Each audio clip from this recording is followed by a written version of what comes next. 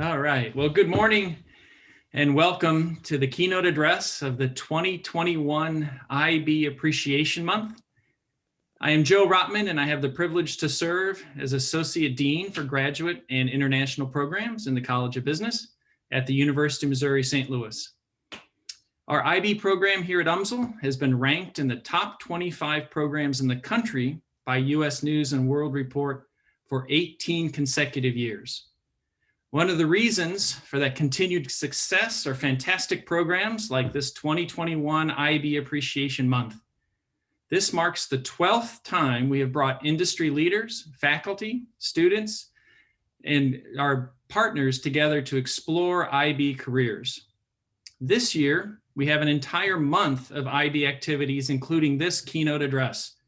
We have 2 executive panels, a study abroad workshop, and an IB careers workshop.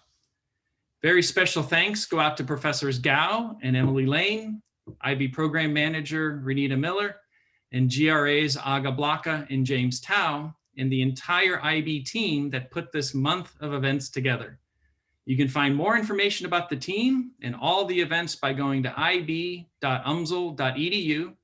and click on the Career Conference.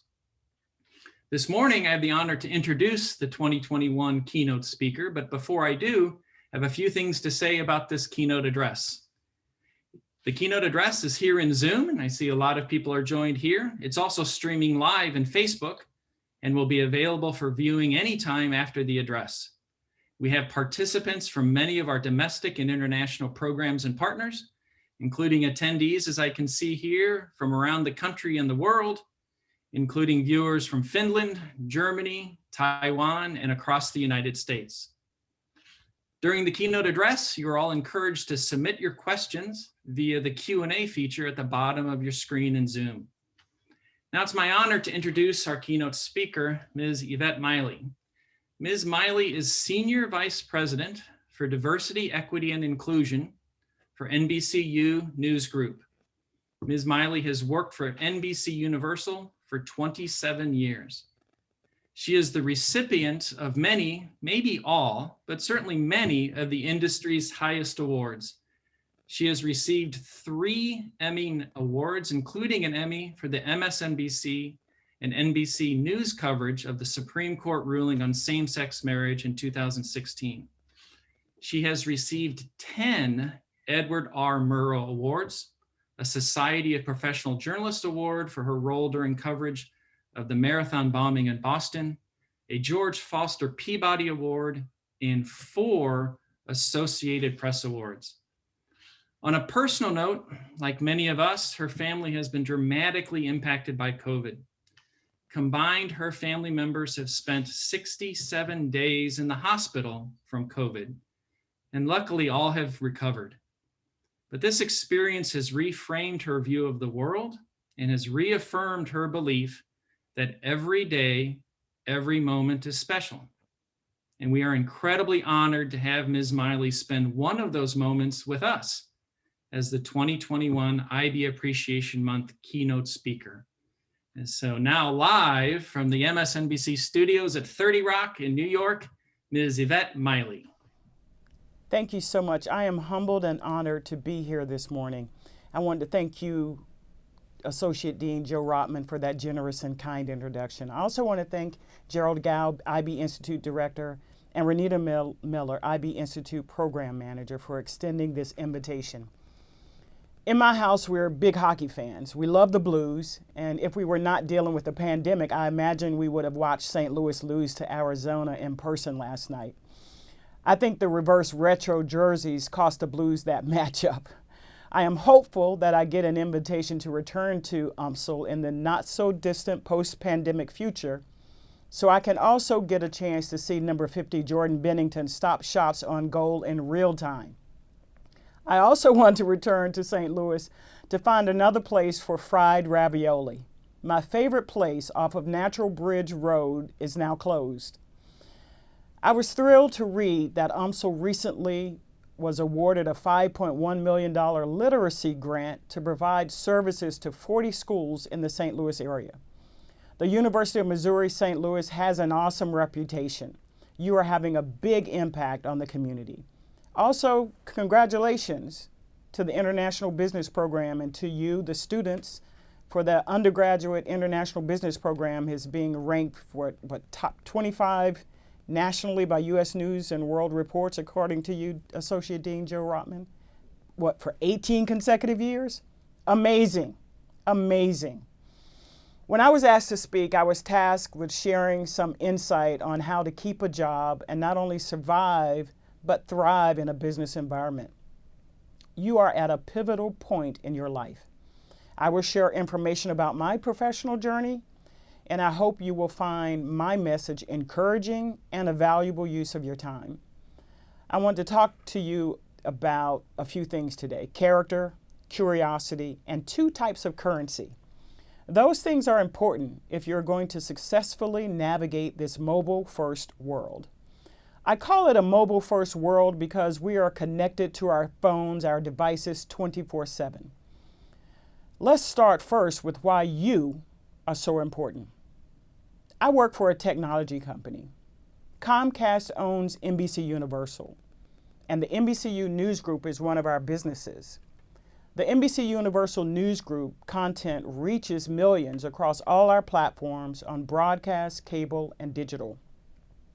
We have built a legacy of journalistic excellence through our people who work tirelessly to report the news with integrity and credibility. Lester Holt, Savannah Guthrie, Gotti Schwartz, Jose Diaz-Balart, Melissa Lee, just to name a few. It is our job to hold the powerful accountable. Who then are we, a powerful media organization, accountable to? In my current role, focused on diversity, equity, and inclusion, I have to answer that question each day. Comcast is a global technology company. We are in the news business, the sports business, theme parks, both domestic and international, television entertainment production, cable and digital connectivity for home and office. We are massive. If you have watched The Voice, a Fast and Furious movie, that is us. If you have watched or used Fandango, that's us. If you have been to a Universal theme park, also us. If you have watched This Is Us, also us. If you have watched Telemundo, Sky, Sunday Night Football, Hockey Night in America, also us. Watch the Olympics, USA, Sci-Fi, Focus Features, Universal Pictures, Jurassic Park franchise, Minions, Back to the Future, Fast and Furious, you get the idea. Our company is massive, and we need you. All companies want to hire graduates from UMSL. Your degrees in business and commerce, business administration, accounting, financial management can lead to careers within Comcast NBC Universal. Engineering, creative artists, marketing, PR, research and development, analysis, gaming, design, home security. Here you can do a lot of different jobs across our portfolio. Take a look at some of them.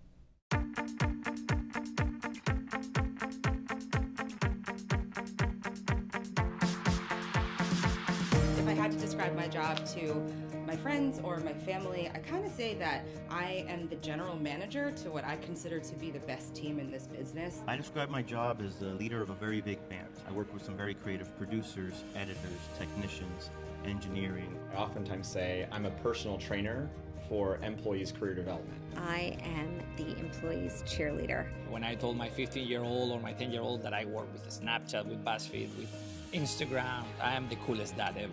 Anytime I tell people I work for NBC, I work for NBC News, there's a look on their face like, oh my gosh, tell me more about it. You really get a sense that people really love what they do. And it's hard not to, when you're coming to work every day and you're thinking about the Olympics, about our theme parks, about our films, about the many great shows that we make. Here you can be your best. We put passion into everything that we do, and it shows. Here you can think big. I feel like I can take risk and get encouraged for it and take smarter risk over time. You can work on projects here that go beyond your participation in it. I could spend years, possibly decades, working at NBC and never exhaust all of the different opportunities that are here.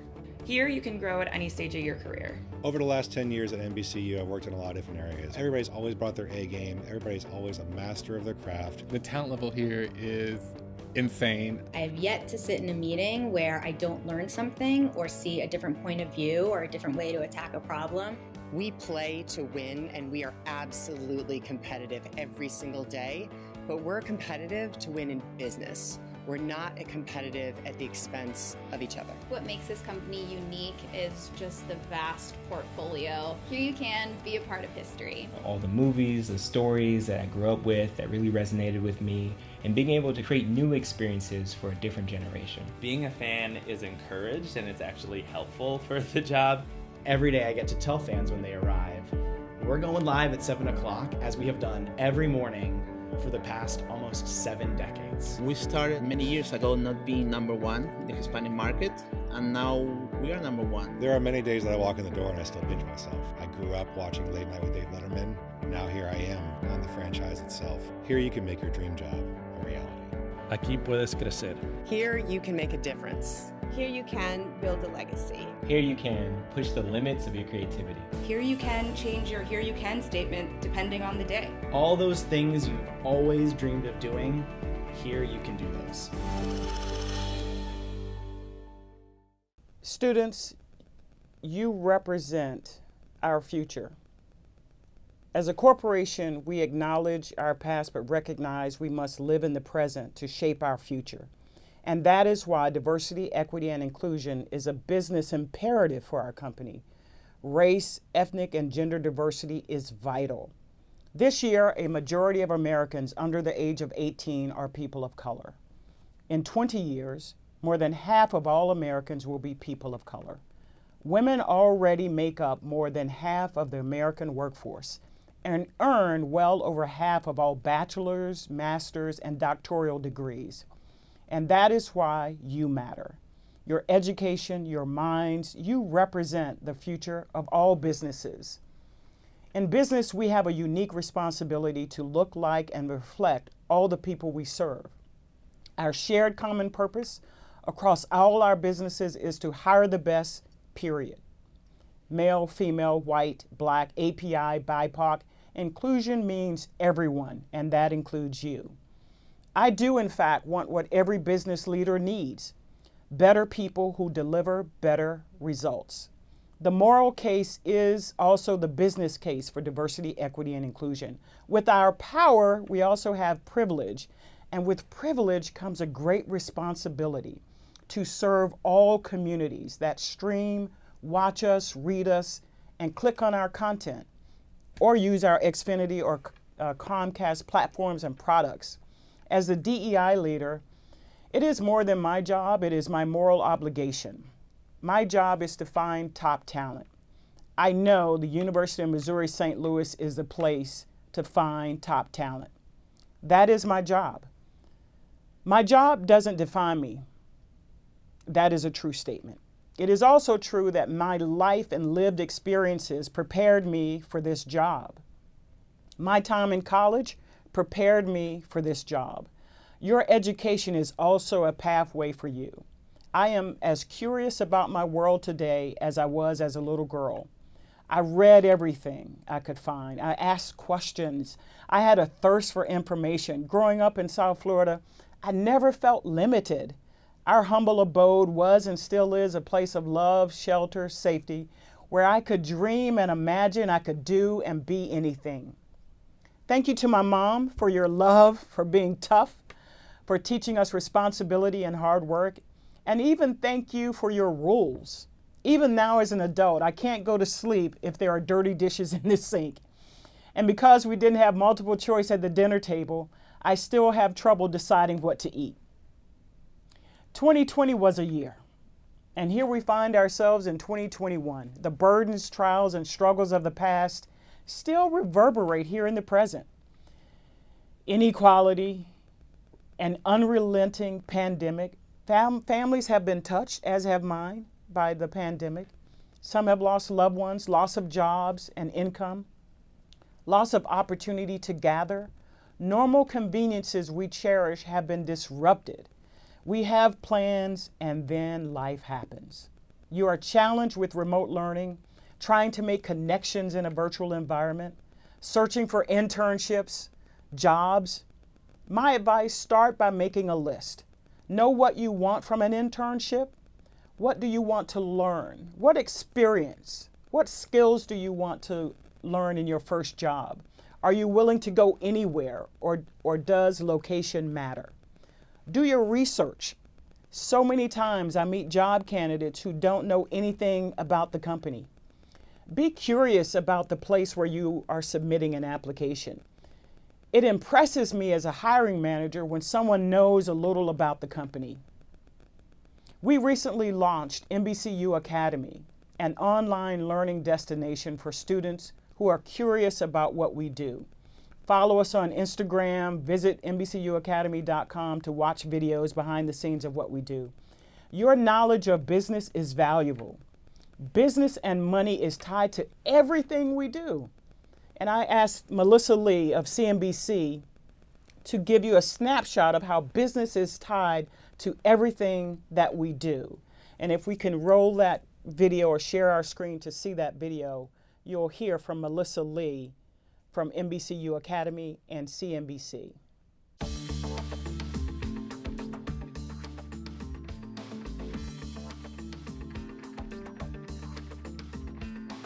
I'm Melissa Lee, and welcome to NBCU Academy. I'm the anchor of Fast Money on CNBC, where we focus on your money, how to make it, how to keep it, and how to grow it. And our online course at NBCU Academy will show you how we tell the story, educate viewers, and entertain. Now you might be thinking, financial news? Boring. Well, I may be biased having been here for more than 15 years now, but there is a money angle to every news story out there. Case in point, the pandemic. It's a story of suffering, of loss, of death tolls, of vaccines. But it's also been a driving force for the markets, the economy, and for us as financial journalists. Now think back to March of 2020. Coronavirus fears were raging. Countries around the world were locking down, and the U.S. was headed into the start of the depths of the pandemic. What happened to the stock market, which is basically a barometer of how investors feel about corporate America's future prospects? It crashed. It was not a day for the faint of heart on Wall Street as the Dow had its biggest one-day point drop in history. Monday, March 9th, the largest point plunge on the Dow Jones Industrial Average to date, followed by two more record-setting drops on March 12th and 16th. These were the three worst drops in U.S. history. Trillions of dollars in wealth wiped out. Big investors, retirement accounts, the 529 plans that may have helped you pay for tuition, they all took a hit. And while March 23rd marked the low of the stock market for the year, it was just the beginning of the impact the pandemic has had on Wall Street, Main Street, and the stories we told. That was quickly followed by widespread lockdowns, which caused businesses to close and people to lose jobs.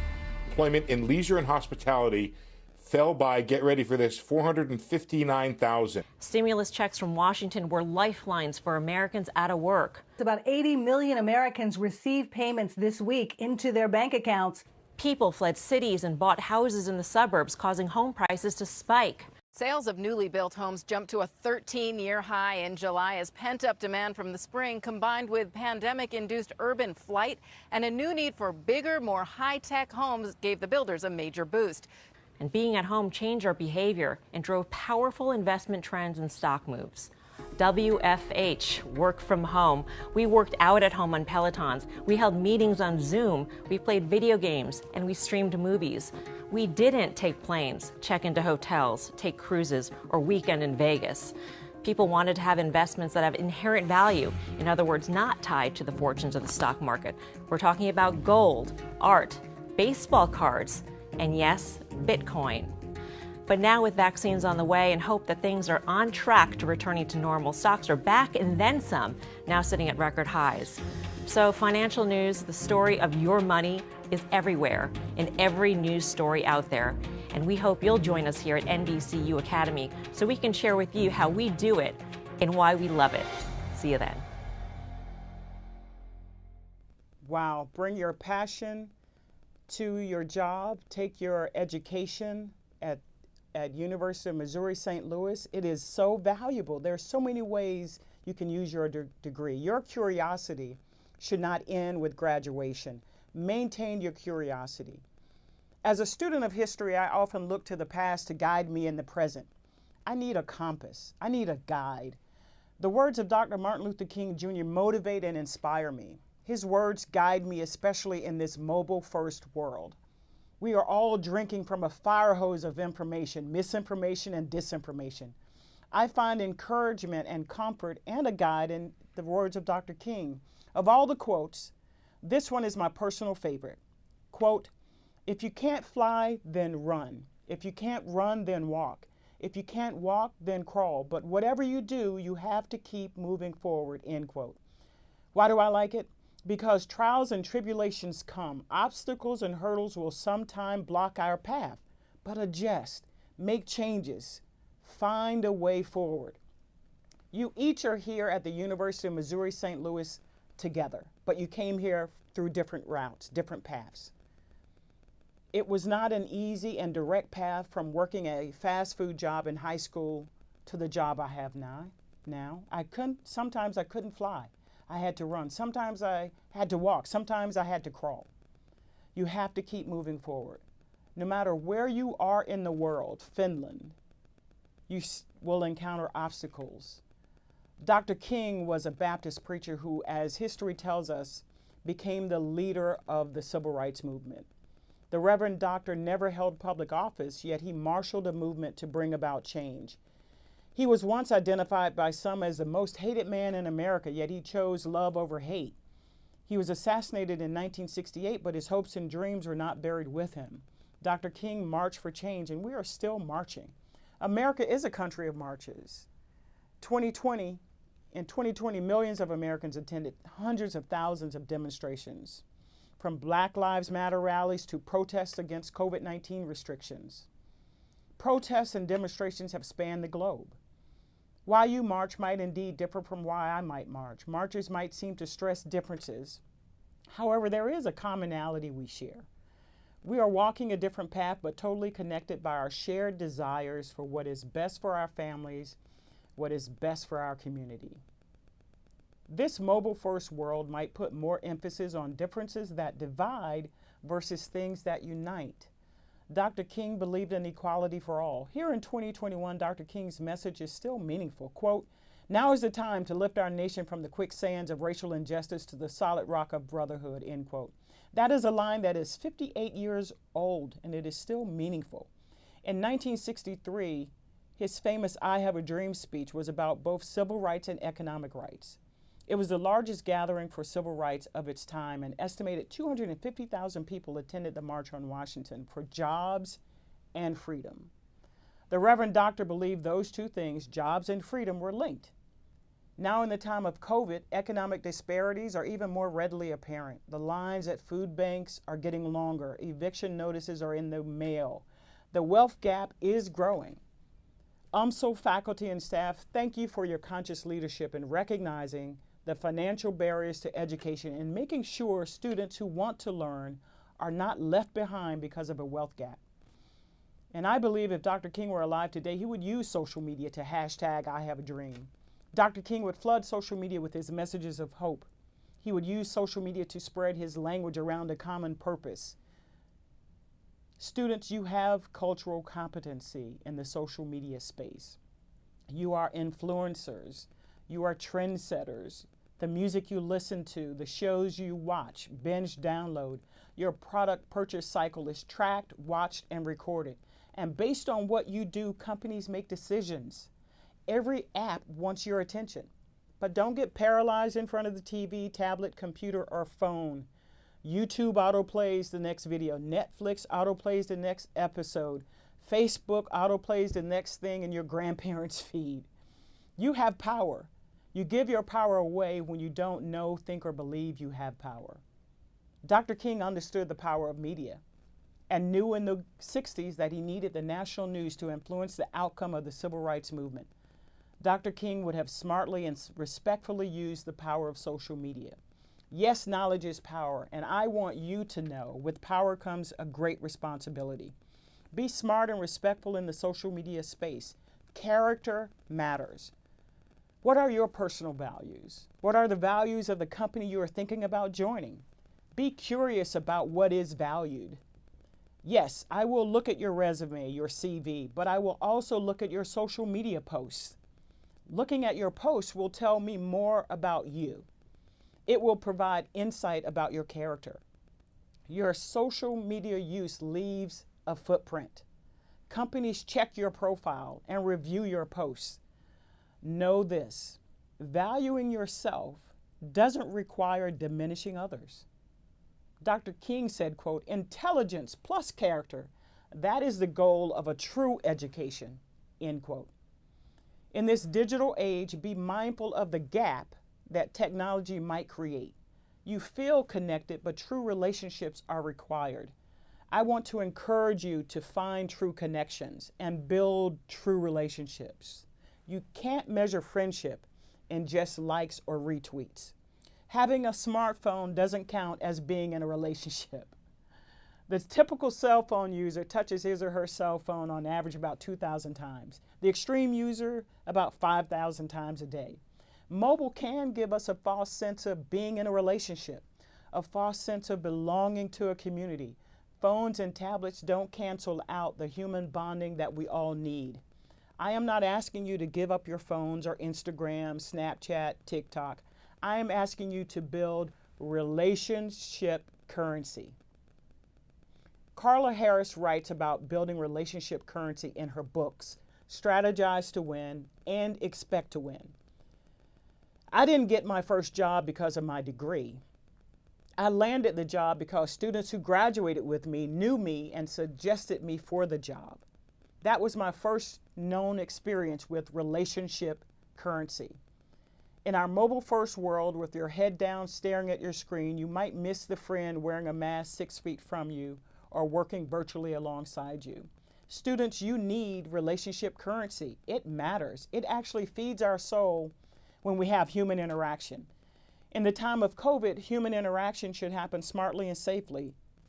Sunday, we all would normally gather with dozens of friends to watch the Super Bowl. It is tempting. Be smart and be safe. In 2020, more than 100 million people watched Kansas City beat San Fran. The viewership might top last year's 100 million. Watch the game, enjoy the ads, just do it safely. It is a big game, and when we talk about the game, we know that it is a big money sport. We know the language of currency, of dollars. Going all the way back to the first Super Bowl in 1967, the average price of a 30-second ad was anywhere from $37,000 to $42,000. Now in 2021, you need at least $5.5 million for a 30-second ad. Wow. Relationships also have value. You need relationship currency. Think of it that way. Currency, relationship currency. Dr. King had relationship currency. He was not a movement unto himself. He had people who marched with him, born out of a shared common purpose, cultivated through relationships. Dr. King was an advocate of nonviolent activism in the struggle for the end of racial discrimination under U.S. law. But he had allies, co-conspirators from all walks of life, all backgrounds, all races and ethnicities. Who can you call to stand beside you? Not just like your tweet or Instagram post, but stand with you. I want you to know you are powerful in this mobile-first world, but you are expected to fully live in the real world. In addition to relationship currency, you also need performance currency. You need to be good at your job. It doesn't mean you will not make a mistake. The important thing is to get better and learn, not to make the same mistake twice. 30 years at the same company, and each day I still work to improve my performance. To this very day, I don't walk into a meeting unprepared without pre-reading my material or double-checking my work. The very habits that you are forming here at the University of Missouri St. Louis, those are habits that you will need in order to keep and develop your performance currency. You want to be known as the person who can not only do the job, but the person who will excel at the job. I want you to develop performance currency. Be good at something. Excel at something. Dr. King said, quote, be a bush if you can't be a tree. If you can't be a highway, just be a trail. If you can't be the sun, be a star. For it isn't by size you win or fail, Be the best of whatever you are, end quote. Right now, while in college, this is a great period of self-discovery for you. To find that thing you love to do, to try new things, be curious about things around you, to not only engage your mind, but to feed your soul. It is okay to not have your place in the world figured out just yet. Take the time to get to know you. Find that thing you are good at. Identify your area of expertise, performance, currency. Be good at the thing you love to do and get paid to do it. I think our job as individuals is to be at our very, very best. Your individual success is not a rejection of community or where you come from. Where you come from demands that you be a success. You are here because you want something out of this experience at UMSL, an education, a valuable degree. If you accept that knowledge is power and you understand that power of social media, why not use that power for good? Be careful of the messages you send on social media. If you wouldn't say it to your parents or your boss or want it in a headline next to your picture in the paper, why post it? Why record it to video? And heaven forbid, why send it? Sometimes social media becomes mean-spirited. And those of you with Twitter and Instagram accounts know there is a community online that sometimes hides behind being anonymous to be negative and nasty. Students, you are experts in the social and digital media space. Don't leave your character behind. I have witnessed some very smart people do some not very smart things on social media. I want you to know this. Our social media use goes beyond hashtag activism. It is a way that we are connected one to the other. We live in different cities, different countries, have different jobs, but we are connected. Sometimes it is okay to be silent on social. As my mom raised us to believe, if you don't have anything nice to say, don't say anything. The advice I give to you is advice I try to follow myself in this mobile-first world. We should engage, be active, be smart, maintain our character, support our community, to be mentally, emotionally, and spiritually present with our friends, family, and community, and to be physically present when it is safe to do so. I think the mobile world we live in is fascinating. It is more of an advantage than a burden. However, it is okay to have dinner without the phone or tablet at the table. It is okay to actually talk to each other. Words matter, written on social or spoken. Words are powerful.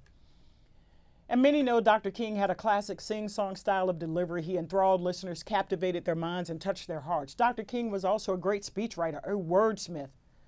There was an eloquence to Dr. King that is unmatched. Hope was a common theme, a building block of many of Dr. King's messages, and that's why I rely on his words so much, because they are about hope. They're inspirational.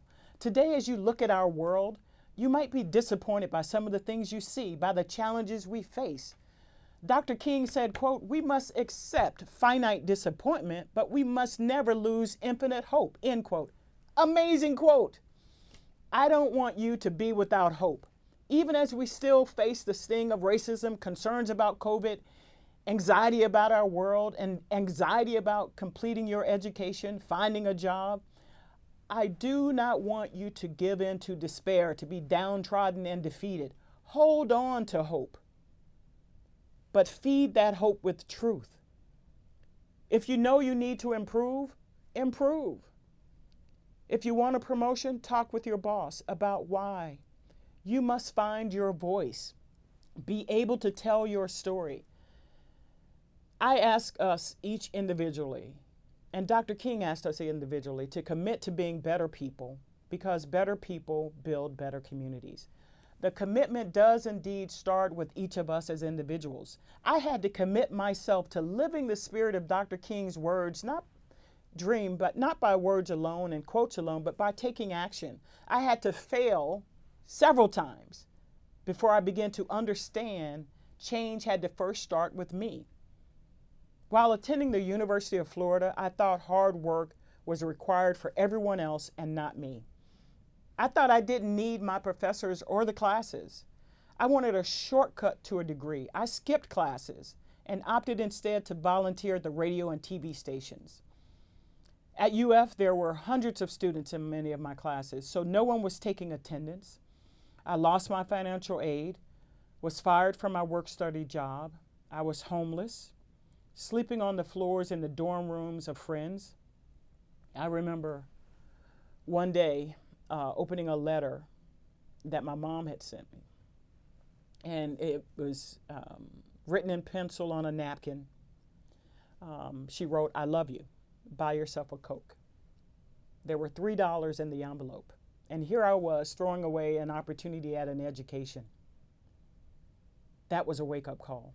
That was in my junior year. And also in my junior year, Dean Lowenstein of the telecommunications department told me two things. One, you will never graduate from the University of Florida. And two, you will never get a job in business. I get emotional thinking about it because I could have made him into a prophet and quit. Instead, it was hard for me to hear the truth, but I had to accept that it was true. I had to accept that what he was saying was true. I was going to fail. I wasn't going to graduate. I had to accept his words were true. Know this, when you hear the truth, accept it. And then I had to accept the challenge to do what needed to be done. It is okay to not be where you want to be. It is not okay to accept it. I asked myself two questions. How am I going to change my circumstances? How am I going to change my predictive outcome?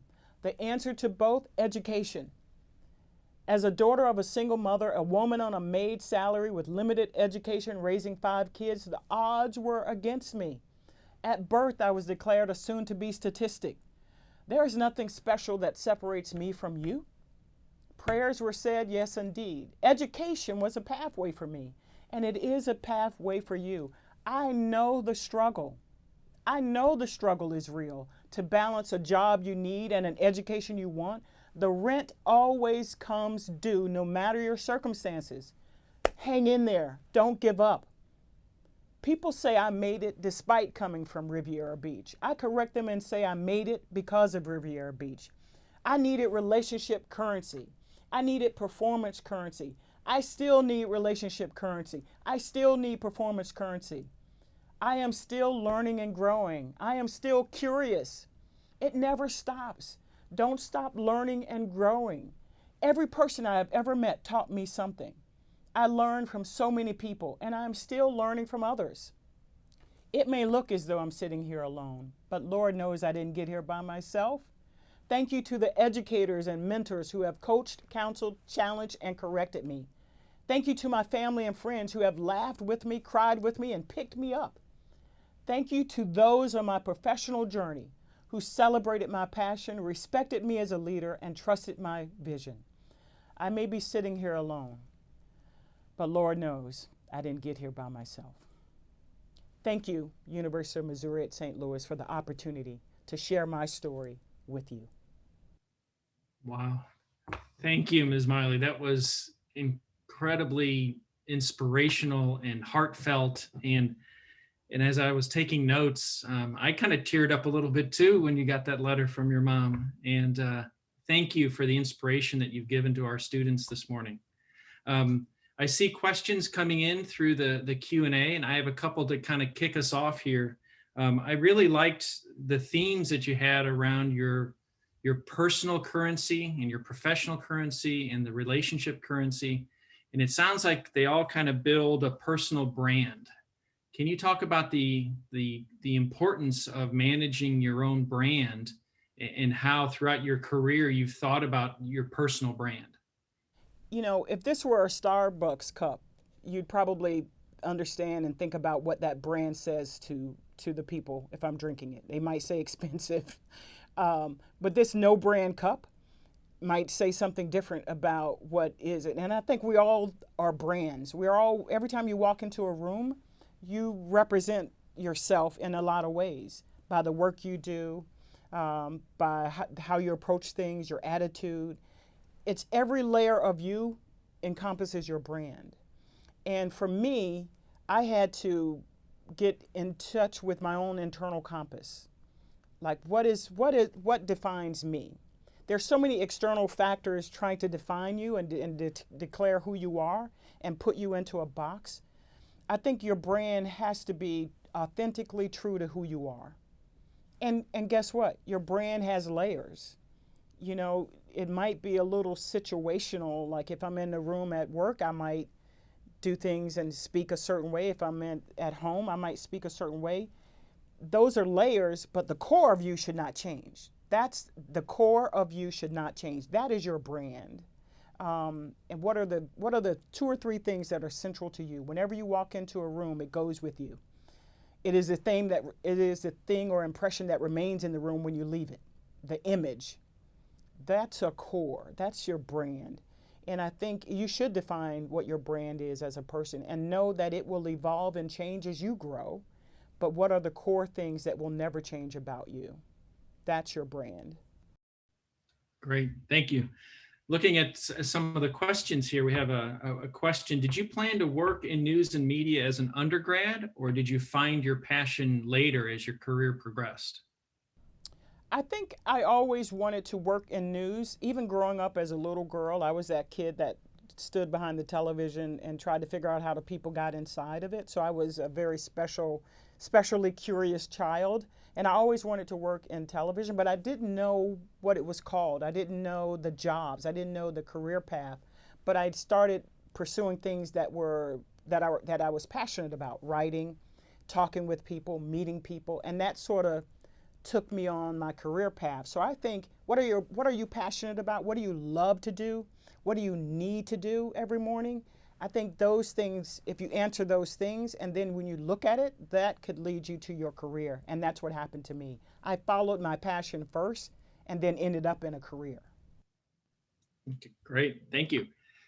We have a question from Ellie Jew. Should we follow our bosses on Facebook, or should we keep personal and professional life separate?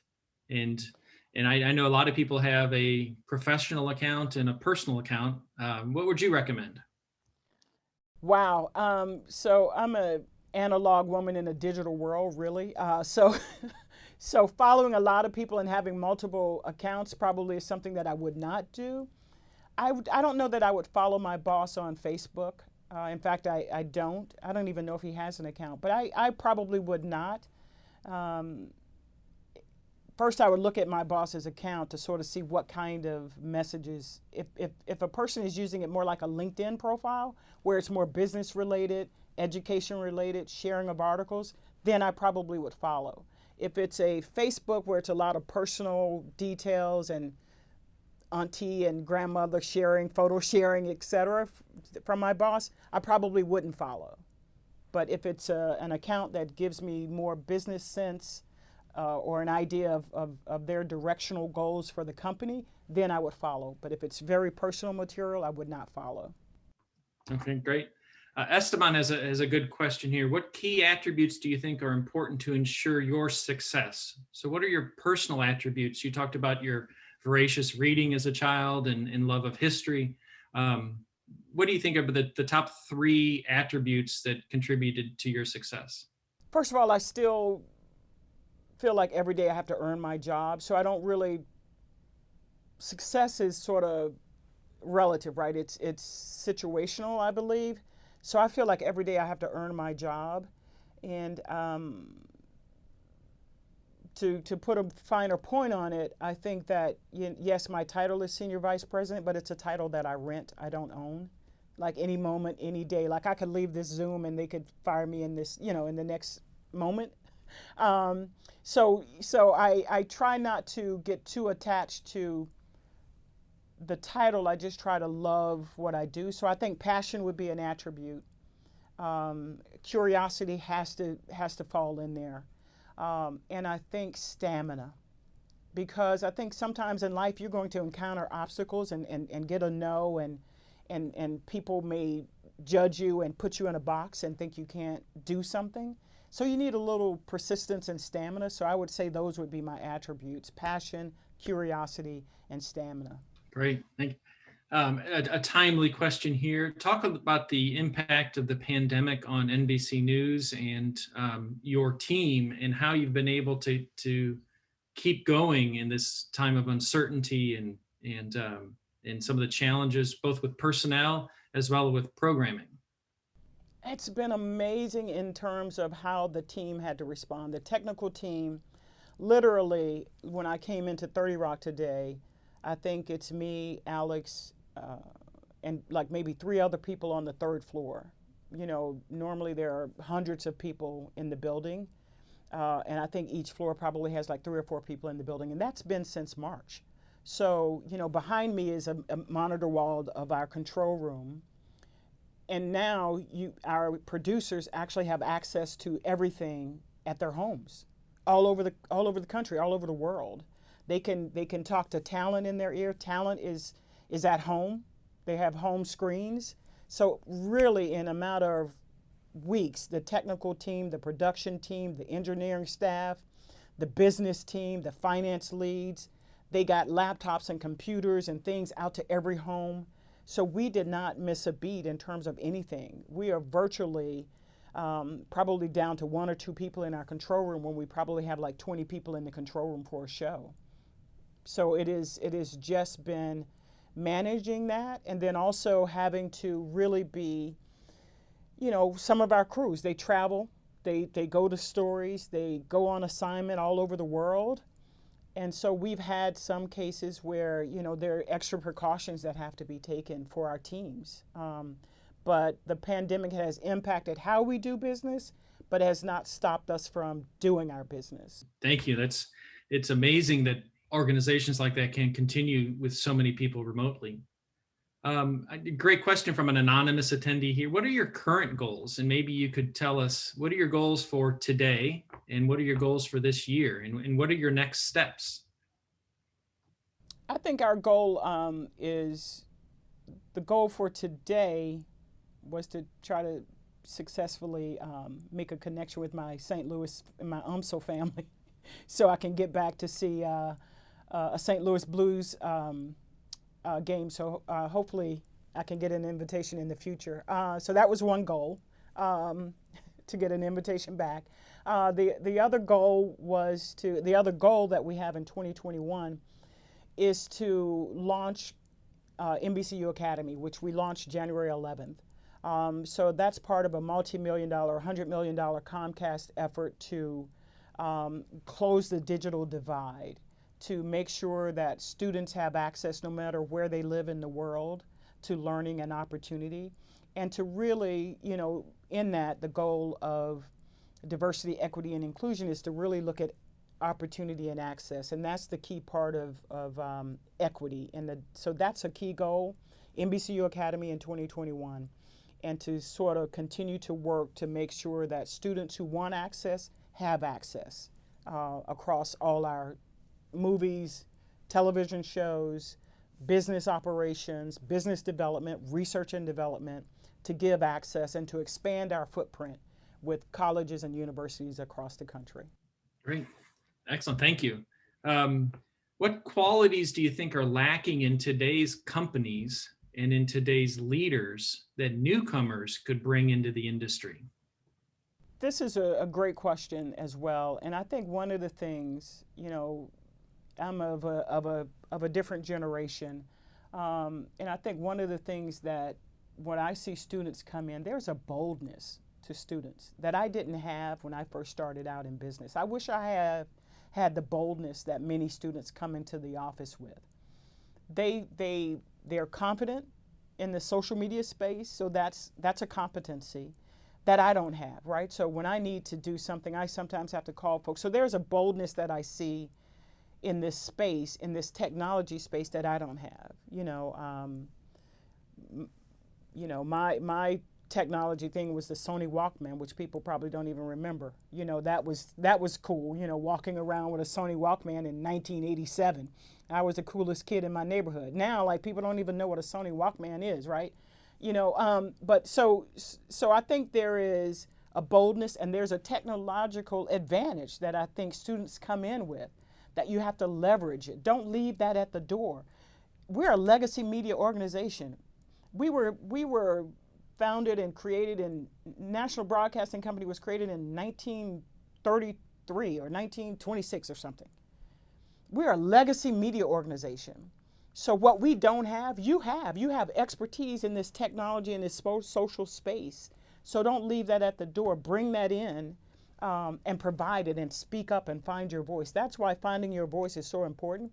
You will be hired because you can bring that expertise that we're lacking. You can make us sharper and smarter. The lifeblood of a business is it's in its people, not in the motto on the wall, not in the cool peacock feathers. It's in the people. It's in the people. So we're only as smart or as good as the people who come through the door. Great. We have a question from Denise de Oliveira. Do you believe there are opportunities for an immigrant starting over in the U.S. to have a career in TV and journalism? And if that answer is yes, what kind of advice would you have for Denise as an immigrant starting over for a career in journalism? I think, yes, there is always an opportunity for, no matter who you are and where you come from, to have a role in journalism. Do a little research, figure out what you think your entry point might be. And it's okay not to know all the answers, but do a little research. Is it a job in front of the camera? Is it a job behind the scenes? What is your area of expertise? So think about your area of what do you know now that would be a value add to any company, right? Maybe you're a great researcher. Maybe you are a great writer, right? So think about what could you bring as a value add to the industry. And then think about, by researching, what type of jobs exist that you might want to apply for. So first, frame your value proposition. What do you bring? What do you provide? When you think in those terms, it can guide you to an entry point into this industry. Great. Got a couple of questions here that are in line with this. What advice would you give to a new graduate on their first day in an organization? So what have you seen for first day that caught your eye? You know, they always say, there's a saying about, that first impressions matter. I would say my advice is always try to be consistent in your performance. So get there early so you can figure out that you can end up where you need to be. You know, we have like multiple elevator banks. When I first came to 30 Rock, I didn't realize that when you hit the elevator button, that it told you which elevator to bank to go to. So I hit the button, stood there, nothing happened. Well, what was happening was the elevator door was opening down the bank, and I didn't know to go to elevator bank D.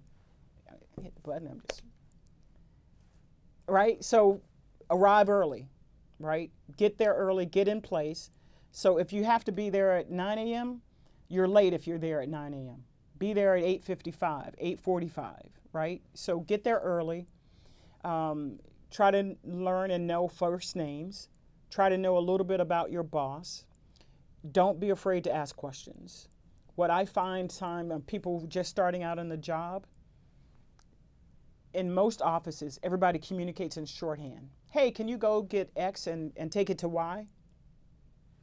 We don't really fill in all the backstory. So a new person hearing go get X, take it to Y, they may literally think go get X and take it to Y. They may not understand that X is down the hall across the street and this is X.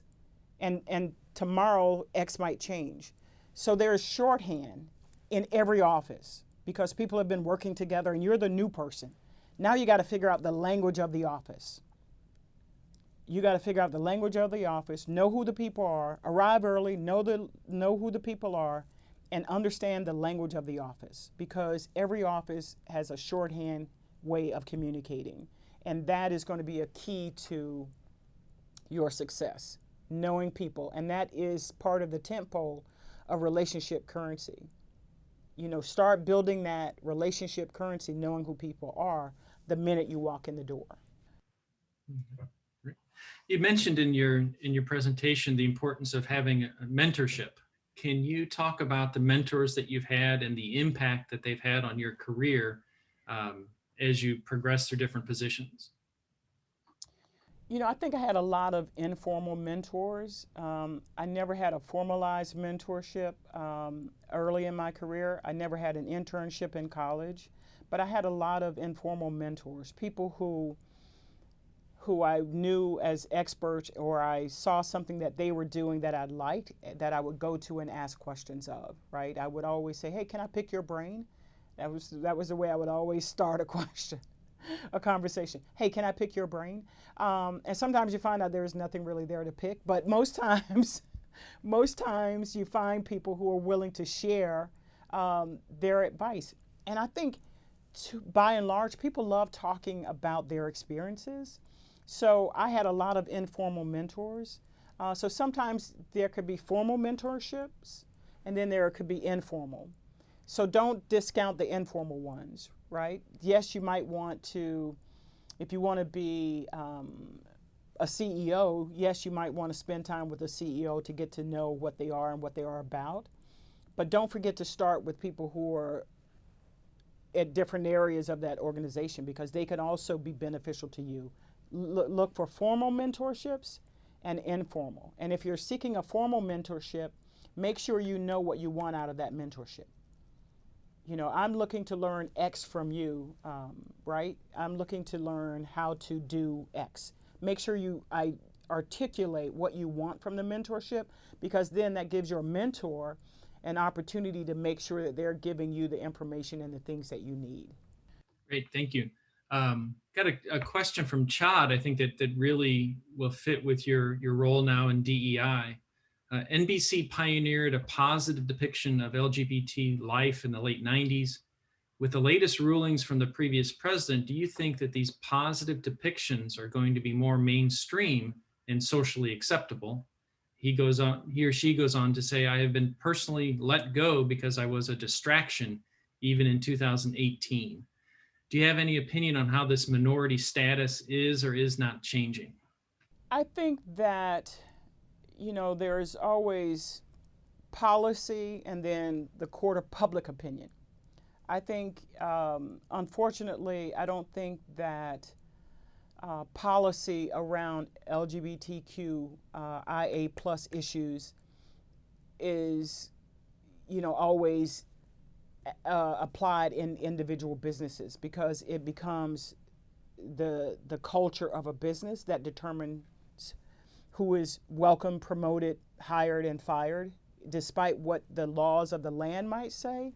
I think that there is always a tug of war around social issues in America and around the world, and I think that that pendulum might be swinging a little bit with a different administration, but I think outside of the administration, outside of the courts, there's always going to be a challenge in business, because each individual business can run and operate sometimes a culture that is less than inclusive and less than inviting. And that's where you as students have to do a little bit of your research to understand a little bit what companies are offering and what they value. And sometimes you won't know until you are at a place of employment how they really value you or see you. So I guess the pendulum might swing a little bit with a different administration, but I still say that the challenge is going to be on a state by state, company by company level as to how inclusion works and feels for members of the LGBTQIA plus community. Junior has a question. As a Black woman, how did you overcome the obstacles to become top in your performance and relationship currency in a massive platform like the Universal NBCU and everything that you mentioned? So what obstacles did you see, and how did you keep going? You know, the first obstacle was really an internal one. I had, and I still have it sometimes, imposter syndrome, where I feel like, man, wait, I don't belong. There's no one in this room that looks like me. I do not belong. And, you know, I'm a little country girl. I don't have corporate polish, and I don't belong. So I still have imposter syndrome. And I think the thing that helps me combat it is I always sort of have a little talk with myself. For 2 or 3 years, I was always, when I first started working, calibrating how I entered a room, calibrating what I said, because I didn't want to be loud. I didn't want to be the angry Black woman. I was always changing my response or what I would say based on who was going to receive it. And then I just decided one day, I just said, you know, this is stressing me out. This is trying to be different things to different people is really hard. And I really just had to say, I love this. I got to do it, and it's going to be hard. It's going to be challenging. I'm not going to be accepted all the time, but I'm not going to turn back. You know, I'm going to keep moving forward. As that quote that I love from Martin Luther King, I'm going to keep moving forward. If I got to crawl, if I got to fly, I'm going to keep moving forward. So sometimes I have to have a talk with myself to sort of get my confidence up. And that's how I kept moving forward, despite, you know, the no's, despite things that were totally meant to keep me out. Okay, if I got to take the long way to the quote unquote corner office, I'm going to take the long way. You know, I'm going to take the long way. So just be ready for it. Pack a lunch, because it's going to be an all-day job if you're trying to keep me out of the corner office. I don't have a corner office, by the way. I'm just making that up. I wish I had one, but I don't have one. Great. Well, we appreciate the amount of time that you've given us this morning, and I know that you have a lot going on. One last question for you. What are you currently doing to continue to grow and develop as a leader? You kind of talked about how what you did to develop to get here. What are you doing now to grow and develop?